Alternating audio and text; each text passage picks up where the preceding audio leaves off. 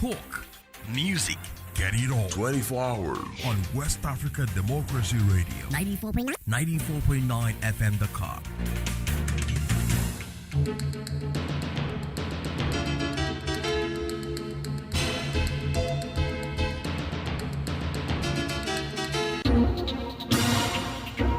WADR, promoting dialogue. It's midday in Dakar, 1 o'clock in Porto Novo. Good afternoon and welcome to Newslink on West Africa Democracy Radio, broadcasting on 94.9 FM and around the world on WADR.org. First, our top stories. Tensions rise in Cote d'Ivoire's election campaign enters day 5 amid opposition calls for protests. Ghana's national security vows a brutal crackdown on illegal mining in eastern region. They are already in the region and the operations are going to be wild, ruthless. Nobody should come around. If you cross the soldiers, they will crush you.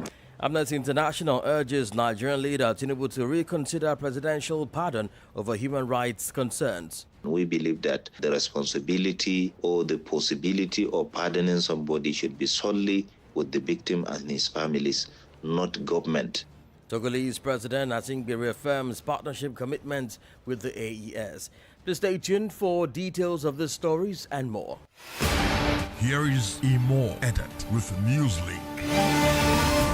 Many thanks for joining our broadcast this afternoon. Let's begin in Benin, where the main opposition party, Le Democrat, has announced Renaud Agbojo, a lawyer at the Benin Bar, as its presidential candidate for the 2026 election. His running mate for the position of vice president is Jude Lujo, a former member of parliament. The duo will face the Ramad Wadagni, Mariam Chabi Talata ticket endorsed by the four parties of the presidential majority on October 4 in Parakou.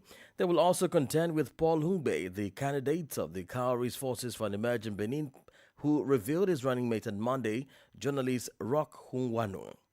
We head now to Cote d'Ivoire, where tension continued to rise as the country enters the fifth day of political campaigning for the October 25 presidential election.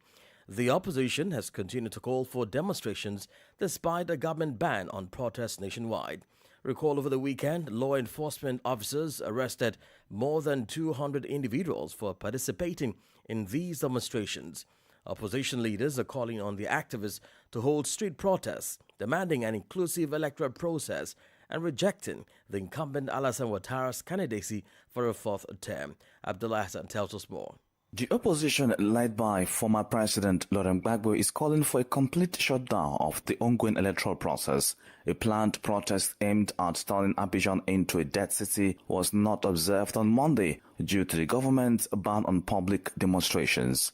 Overall, the situation appears to be under control in the economic capital Abidjan, which is also the seat of the presidency. However, tensions remain high in other parts of the country. In Ganoa, stronghold of former President Gbagbo, classes have been disrupted in schools. Uneasy movements were also reported in the towns of Lepo and Bonua, which are historically linked to Laurent Gbagbo. Clashes erupted between demonstrators and security forces who were attempting to clear roads blocked by protesters. Witnesses reported hearing gunshots and tear gas during these confrontations. According to the Interior Ministry, the number of arrests following the protest has remained at 237. The PPACI-PDCI joint front, which includes the two main opposition parties, reaffirmed its commitment to continue street demonstrations, which it says aims to restore the rule of law and defend the constitution. Opponents are also denouncing the regime's harsh repression of demonstrators. Laurent Gbagbo's PPACI and Tijan Cham's PDCI are calling for inclusive elections and rejecting incumbent Ouattara's candidacy for a fourth term. A report from Marcel Larson Blair in Abidjan and voiced by Abdullahi Hassan. In neighboring Ghana, two former officials of the National Service Authority are facing criminal charges. OSIWA Entwi, the former executive director, and his former deputy Giftio Owari Mensah are accused of theft, money laundering, and causing financial loss to the state. These charges, filed by Ghana's Attorney General, are described by prosecutor as one of the largest corruption cases in recent years. Nadia Accra reports. Court filings show that former Executive Director OSIWA Enchi faces 14 counts, including causing financial loss to the state, stealing, and money laundering. He is alleged to have authorized payment to more than 60,000 ghost service personnel, resulting in losses of over 500 million Ghana cedis between 2021 and 2025. Prosecutors further accuse him of transferring about 8.2 million Ghana cedis from the authority's account to his personal eSwitch account and making unauthorized withdrawals totaling 74 million Ghana cedis from Ekumewu Farm Project Fund. His former deputy, Gifty Oware Mensah, is facing separate charges of stealing, money laundering, and abuse of public office. Investigators say she diverted 31.5 million Ghana cedis from a loan facility intended for national service personnel into a private company, Blocks of Life Consult, using ghost names to secure the funds. In all, she is accused of misappropriating over 38 million Ghana cedis between 2022 and 2024. The Attorney General's action follows an investigation by the National Intelligence Bureau into alleged corruption and financial irregularities at the National Service Authority. Both former officials are expected to appear before the High Court in Accra as the case proceeds. For WADR, Nadidi Tete, Accra. Meanwhile, Ghana's Eastern Regional National Security Coordinator Francis Arnold Dompre says security agencies will act brutally and ruthlessly to protect rivers and forests from illegal mining. He noted that the continued destruction of water bodies and farmlands has become a national security threat, demanding sustained and uncompromising action. Francis Dompre spoke to journalists in Koforidua on Monday, where he outlined measures to intensify operations across mining hotspots. All that we are telling people is that enough is enough about Galamsey, and President is so much concerned. So in this coming weeks, the region, together with National Anti-Illegal Mining Operations Secretariat, popularly known as NIMOS, is going to start serious operations, ruthless operation. And when I say serious, ruthless, no mercy, no fear for anybody. And we are not going to countenance on the security of this region, and for that matter, the security of this nation. If I say it has moved from where it is to a life-threatening situation, the Galamsey, is that now the rivers has turned to mud, and so we won't sit down. Enough is enough. NAMOS, as I speak with you, they are already in the region, and the operations are going to be wild, ruthless. Nobody should come around. If you cross the soldiers, they will crush you. Francis Arnold Dompre, Eastern Regional National Security Coordinator. More stories coming up on West Africa Democracy Radio. Newslink continues. We head now to Burkina Faso, where concerns are growing regarding the disappearance of 6 individuals since last weekend. The missing individuals include 3 magistrates from the Ouagadougou Court of Appeal, a lawyer, and 2 journalists. Some of them were reportedly arrested on Monday morning by individuals claiming to be members of the National Intelligence Agency. As of now, there is no information available about these arrests and the circumstances surrounding their disappearances. Augustin Koli has the details. Relatives of Georges Obim Meda and Seydou Sanoun have not heard from their loved ones since last Friday and Saturday, respectively. Meanwhile, George Binod Sugwana has been missing since Sunday. All 3 magistrates work at the Ouagadougou Court of Appeal. Concerns are mounting as another lawyer, Anno Sampebre, also disappeared on Monday under mysterious circumstances. In addition to lawyers, the Press Association in Burkina Faso has been impacted by this wave of disappearances. Shortly before midday on Monday, the daily newspaper, the Paga Observer, published a dispatch on its Facebook page expressing concern about the arrest of its editorial director, Ouseni Ibudu. He was taken into custody by individuals claiming to be members of the National Intelligence Agency while preparing to lead the daily editorial conference. The newspaper reported that its editor complied with the arrest order and was immediately taken away in a van to an unknown destination. As of now, the newspaper has not heard from its editorial director.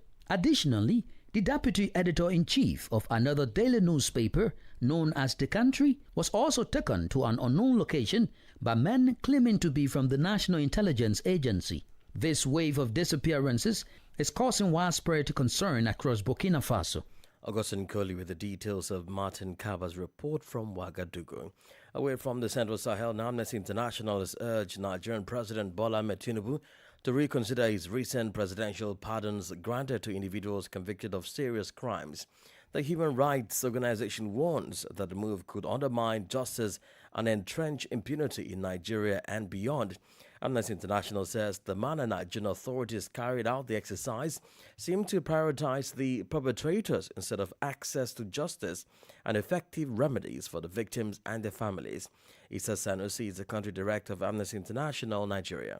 The major way in which this action by President Bola Tinubu is going to affect the efforts to make sure that there is a respect for rule of law and human rights standard is the fact that people will now begin to think that for the government at a point, the priority is the perpetrator, not the victim. And we believe that the priority of Nigerian authorities should always be and must be the fact that the victim is the priority. And we believe, and we never see any evidence whatsoever, that while the president is making this very dangerous decision, there was consultation either with the families of those who were affected, either directly or indirectly. So without consulting them, it means that the person prioritized in all this are the perpetrators. Issa Sanusi is the country director of Amnesty International Nigeria. Do join us on the guest interview segment for more discussion on this development. In the meantime, member countries of the Confederation of Sahel States are developing plans to coordinate radio frequencies at their borders. On Monday, a preparatory meeting was held in Niamey, the capital of Niger, to discuss the coordination of radio frequencies among the three states. The meeting was chaired by Colonel Major Idrissa Chaubo, the Director General of the Electronic Communications and Postal Regulatory Authority. This gathering occurs during a time of significant regional change and reflects a shared commitment to strengthen cooperation within the Alliance of Sahel States. Francis Boniface reports. The meeting underscored three major issues, namely national security, operational efficiency, and regional cooperation. Regarding national security, Colonel Major Idrissa Shaibu, the Director General of RCEP, stated that the coordination of radio frequencies helps avoid jamming and interference that could disrupt operational communications.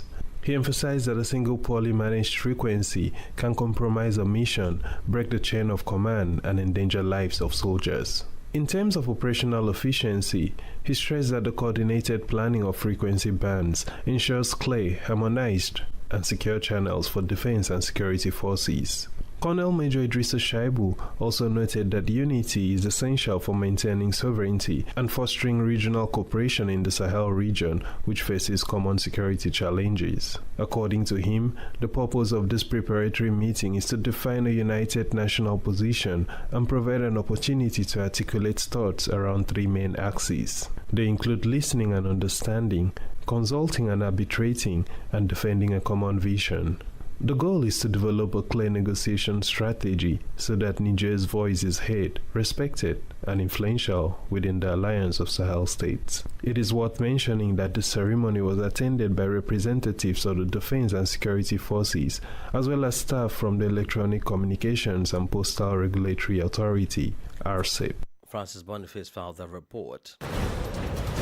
You're listening to Newslink on West Africa Democracy Radio 94.9 FM Dakar and online wadr.org. Here is a reminder of our top stories. Tensions rise in Côte d'Ivoire's election campaign enters day 5 amid opposition calls for protests. Ghana's national security vows brutal crackdown on illegal mining in eastern region. Amnesty International urges Nigerian leader Tinubu to reconsider presidential pardon over human rights concerns. And still ahead, Togolese President Gnassingbé reaffirms partnership commitment with AES. We do have the press review, a guest interview, and sports updates. Please stay with us. West Africa Democracy Radio. It's you speaking. We're streaming live on wadr.org, YouTube and Facebook. In Togo, the president of the Council of Ministers, Faye Gnassingbé, has reaffirmed the country's commitment to strengthening partnerships with the Confederation of Sahel States, AES. It made the statement on Sunday during diplomatic discussions with a delegation from the 3 AES member countries. The discussions focus on issues of common interest, particularly security and sub-regional integration, which are pressing concerns on the African continent. Sankle Janko reports. The delegation comprised Abdoulaye Diop, Mali's Minister of Foreign Affairs and International Cooperation, Karamoko Jean-Marie Traoré, Minister of Foreign Affairs, Regional Cooperation and Burkinabe Abroad, and Bakary Yao Sangare, Niger's Minister of Foreign Affairs and Cooperation.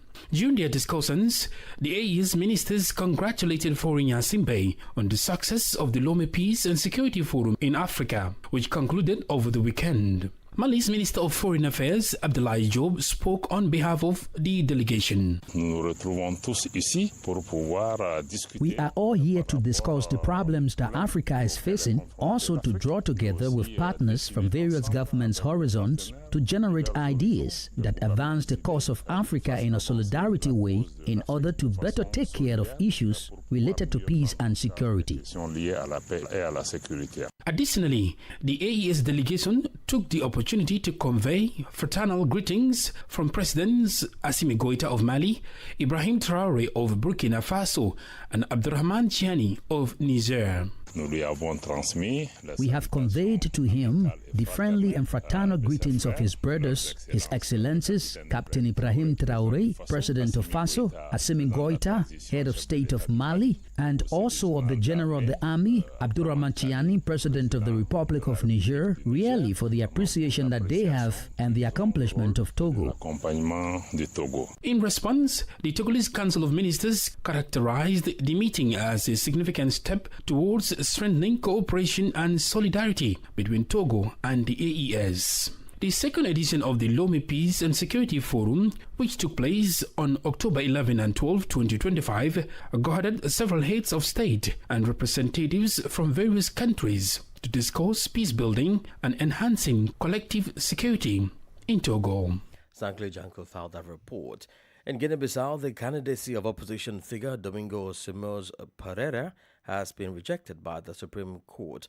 He is not included in the provisional list of candidates approved for the presidential race published on Monday by the court. His party, the PIGC, the main opposition political party, denounces this as a strategy to sideline a serious political opponent. Opposition groups are planning upcoming demonstrations in Bissau to demand an inclusive election. This is the newspaper review. Stay abreast and find out what the top stories are in your country. This is the newspaper review. The newspaper review. Go ahead now to Monrovia as we join Abraham Parker for the newspaper review. This edition features 3 local dailies. Now we begin with front page Africa newspaper confirming the IMF data. Central Bank of Liberia acknowledges 1% drop in growth rate, expresses optimism of exceeding 2025 projection amid boost in key sectors. North Monrovia, citizens in Liberia's capital beg for quiet. Our next stop is the Heritage newspaper that goes with these stories. President Bouaka calls for judiciary reform. International spotlight on Asilamentars ESG4. Interstate on the Heritage, MRU unite against tropical diseases. Our next and last stop is the Daily Observer newspaper.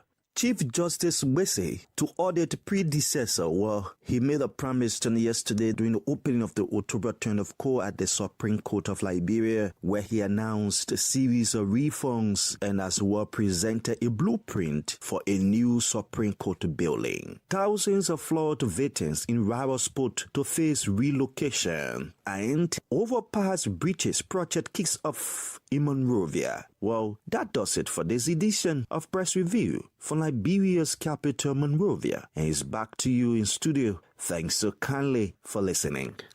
Many thanks, Abraham Parker. politics, analysis on major news, social matters, and all. This is A Guest. Well, let's take you back to Nigeria, where the President Tinubu's pardon is generating diverse reactions. In recent days, Amnesty International has raised serious concerns over the decision, warning that this move risks undermining justice and entrenching a culture of impunity in Nigeria. To unpack the implications of this decision and what it means for accountability and human rights, we're joined by the country director of Amnesty International Nigeria, Isa Sanusi. We asked Mr. Sanusi how this decision by Tinubu undermined the fight against serious crimes and entrench a culture of impunity. One of the ways in which this decision by the president will affect the rule of law is the fact that law enforcement agencies who work tirelessly to make sure that these people that were pardoned were prosecuted in the first place, and anti-corruption agencies that worked tirelessly day and night to make sure that some of those pardoned have been prosecuted appropriately according to the law, will no longer have the motivation to do their work, because at the end of the day, they know that when they do their work tirelessly to prosecute offenders, to make sure that they face justice, one president would come one day and make sure that this decision is reversed and these people will be released. We believe that this action by the president is a mistake and might be a very big mistake. And we still believe that there is a time and it is not yet late for the president to reverse himself and apologize to Nigerians to make sure that there is a respect for rule of law. Well, in what ways do you believe the Nigerian government's approach to granting these pardons falls short of international human rights standards and principles of justice? The major way in which this action by President Bola Tinubu is going to affect the efforts to make sure that there is a respect for rule of law and human rights standard is the fact that people will now begin to think that for the government at a point, the priority is the perpetrator, not the victim. And we believe that the priority of Nigerian authorities should always be and must be the fact that the victim is the priority. And we believe, and we never see any evidence whatsoever, that while the president is making this very dangerous decision, there was consultation either with the families of those who were affected, either directly or indirectly. So without consulting them, it means that the person prioritized in all this are the perpetrators, the people who committed the atrocities, who were prosecuted appropriately, who were sentenced appropriately. So we believe that this is a very big way of undermining international human rights standards and Nigerian laws. That is why we are very, very concerned. And this action has the tendency of encouraging people to commit human rights atrocities and endanger the lives of hundreds and thousands of people. Indeed. Beyond expressing concern, what concrete steps is Amnesty International demanding from the Tinubu administration to reverse this move and ensure accountability is not sacrificed for political convenience? That is our major demand. Our major demand, our only demand is for the president to reverse himself, apologize to Nigerians, and tell us that he had made a mistake. He's a human being. Therefore, this action or this decision has been reversed in the interest of the rule of law and international human rights standards. And we hope that the president will see wisdom in doing that and do it immediately, because already the victims, for example, of murder, their families have started issuing statements showing that they were hurt and they were disappointed that those who killed their loved one have been granted pardon or clemency, which means that they were not consulted and they were taken for granted in the process of making this decision. And we believe that the responsibility or the possibility of pardoning somebody should be solely with the victim and his families, not government, not authorities that have nothing to do with it. And that is why we are very concerned about abuse of office or the use of government power or authority to do inappropriate things. Issa Sanusi is the country director of Amnesty International, Nigeria. In sport news, a crucial battle is brewing in Uyo, Akwa Ibom as the Super Eagles of Nigeria face off against the Cheetahs of Benin today in a match that could seal the fate of both teams in the CAF World Cup qualifiers. This Group C encounter carries immense weight. Benin needs a victory to qualify, though a draw might suffice. Nigeria, conversely, is in a must-win situation simply to stay in contention for a spot as one of the best second-place teams. Despite Nigeria's apparent advantage in player quality and historical success, Benin enters the tie with a psychological edge. They are the only team in the qualifiers to have defeated the three-time African champions, stunning them 2-1 in the reverse fixture, their first victory over Nigeria in 15 matches. Well, here is Captain Truce Ekong speaking. This is not a moment to look back at what we've done before. I think we have to look at the opportunity ahead of us now tomorrow. The team is really, really focused. I've said it so many times. Sometimes I feel like I'm repeating myself. I think we have a special generation of players here who all want to make a name for themselves and all want to go down in history. So tomorrow is an opportunity. It's not 100% in our hands, but it hasn't been for the last year maybe. But every time we try to control what we control. And tomorrow it's a great game for us, great opportunity here at home in Uyo, which is always a special place. And I remember when we qualified here in 2017 for the World Cup 2018, and I hope tomorrow that we can make the same memories. Super Eagles Captain Truce Ekong speaking there. And that's it on this edition of Newslink from West Africa Democracy Radio 94.9 FM in Dakar. Thank you for listening, and many thanks to Mustafa Sek and Ismaila Kamara for the technical support. Let's keep the conversation coming on all of our social media platforms: X, TikTok, Instagram at WDR English, and Facebook West Africa Democracy Radio English Service. I am Imo Edet. Good afternoon. And many thanks to you for listening to Newslink via Hot 104.3 FM, Newmi FM 94.0, Hilltop Radio 104.7 FM, and Veritas Radio 102.9 in Banjul, the Gambia. We also appreciate our listeners in Liberia via Alternative Youth Radio 98.9 FM, Lofa County, Radio Kagama 94.5 FM, Nibe County, DCN Radio 91.3 FM, Riverside County, Wakat FM Radio, Banga, Liberia, Radio Gaf FM 91.3 Sierra Leone in Nigeria, and Love 104.5 FM Abuja. For you listening via Radio Pad 95.1 Damango, Savannah region, and on Royals FM 104.7 Wenchi, Ghana, we say a big thank you. Remember, West Africa Democracy Radio is all about you, your views, and your opinions.